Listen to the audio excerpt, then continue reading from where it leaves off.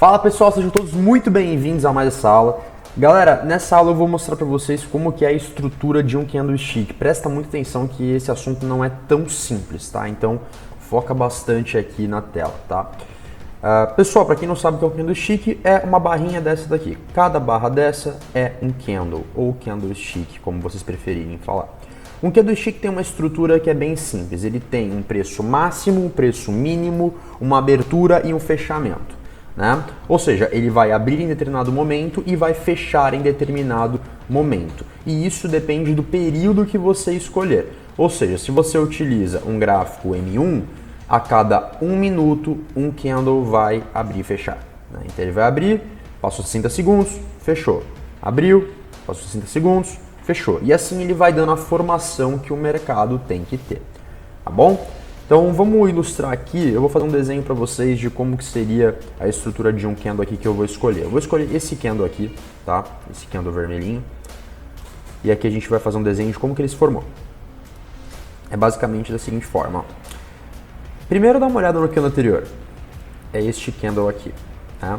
Normalmente, um candle fecha e o outro se abre no mesmo nível. Normalmente é assim. Ele fechou exatamente aqui, e o próximo já se abriu no mesmo lugar. Normalmente é assim. É claro que às vezes tem algumas distorções de preço que ele abre e fecha, às vezes em determinados preços distintos, né? Isso pode acontecer também. Por exemplo, aqui, ó. Esse candle se fechou exatamente onde terminou o corpo vermelho, né? Isso daqui é uma sombrinha, né? Não é o corpo. O corpo, ele termina exatamente aqui. E olha onde o outro abriu. O outro abriu aqui em cima. É um pouco acima do final deste corpo. Então isso também pode acontecer, mas não é isso que vocês têm que se preocupar. Numa estrutura de um candle, como este daqui fechou exatamente aqui, o outro abriu aqui, e aí o que ele fez? Ele primeiro subiu um pouquinho, deixou um preço máximo, voltou a cair, fez um preço mínimo, e aí ele fechou exatamente aqui.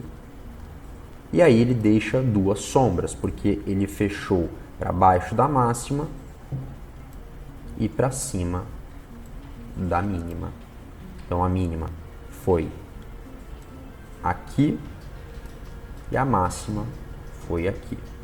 Isso pode ser interpretado como suportes e resistências também, que a gente vai ver nas próximas aulas.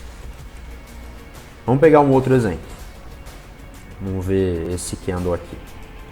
Ele fechou aqui, deixou uma sombrinha, legal. O próximo candle abriu um pouco distorcido, tá? Ele abriu um pouquinho mais para baixo. E aí o que ele fez? Ele foi até lá em cima, deixou uma máxima, veio aqui para baixo, deixou uma mínima e ele fechou aqui em cima. E aí deixou as suas sombras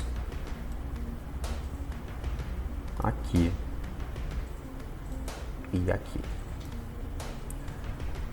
Não importa depois que você está fazendo essa análise, qual que é a ordem, se ele veio aqui para baixo primeiro ou se ele veio aqui para cima primeiro, isso não é o que você tem que se preocupar. Apenas que o mercado teve uma rejeição quando subiu para cá e decidiu fechar para cá. Isso é briga de comprador com vendedor.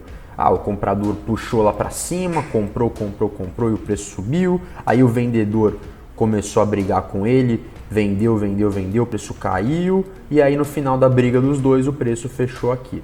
Meio que sem mais nem menos. Vamos dizer assim, teve uma briga muito forte e ficou meio que equilibrado, né? Agora, como que você interpreta um candle como esse aqui? Cara, muito simples. Preço abriu aqui, comprador puxou um pouquinho para cima e veio uma reversão dos vendedores empurrando lá para baixo e fechou aqui embaixo. Isso mostra que os vendedores ganharam essa briga que é de comprador com vendedor. O mercado financeiro é sempre assim, é sempre uma briga de comprador com vendedor, tá? E um exemplo também em que os compradores fazem a briga e ganham praticamente sozinhos. Olha aqui que interessante, esse candle aqui. Ele abriu aqui, né, porque o outro fechou aqui praticamente no mesmo nível. Ele abriu aqui e os compradores vieram com uma força muito grande, só levou o preço lá para cima e fechou praticamente na máxima. Praticamente não, ele fechou na máxima. E deixou uma pequena sombrinha aqui que é praticamente irrelevante, né? Sim, os vendedores não tiveram força para fazer o preço cair e os compradores vieram com uma força astronômica para fazer o preço subir e fechar na máxima. Isso mostra o quê? Força compradora para reversão de tendência de baixa para a alta.